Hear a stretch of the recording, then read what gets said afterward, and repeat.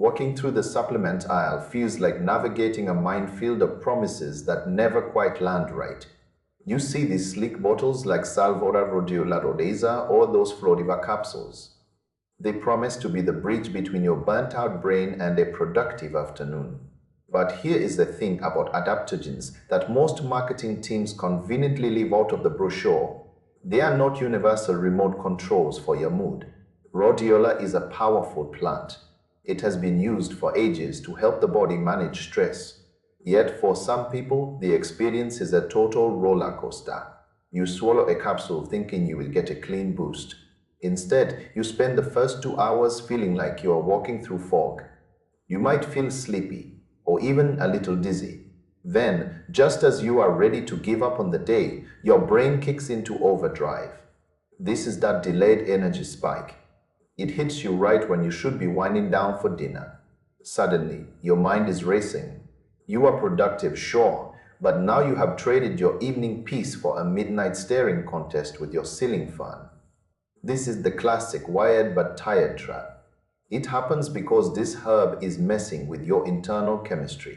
It touches your cortisol, which is your main stress hormone. It also interacts with dopamine and serotonin. If your system is already sensitive, this can feel less like a gentle nudge and more like a hard shove. People often reach for these supplements to fix anxiety. They want a natural way to feel calm. But for many, it actually turns up the volume on restlessness. It can make your heart race. It can make your thoughts jump from one worry to the next. If your anxiety is already tied to poor sleep, you are essentially pouring gasoline on a fire. The timing of when you take it is everything. If you decide to try it, you have to be strategic. It works best for the person who is dragging through their workday with heavy limbs and brain fog. It is for the burnout victim who needs focus. It is definitely not for someone who already struggles to fall asleep at night. We have to be honest with ourselves about these tools. Supplements are not magic spells. They are just variables in a very complex equation.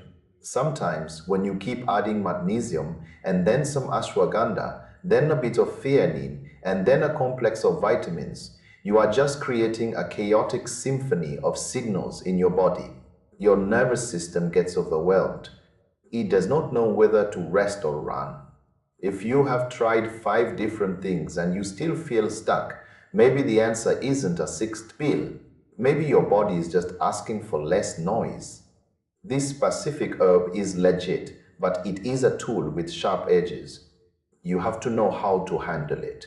If you do not respect the timing or the dosage, you will end up more exhausted than when you started. It is all about finding that balance between push and pull. You cannot just force your brain into a state of focus without paying a price somewhere else in your cycle. Look at your current energy levels before you jump in. Are you truly depleted, or are you just overstimulated? Knowing that difference is what actually changes the game.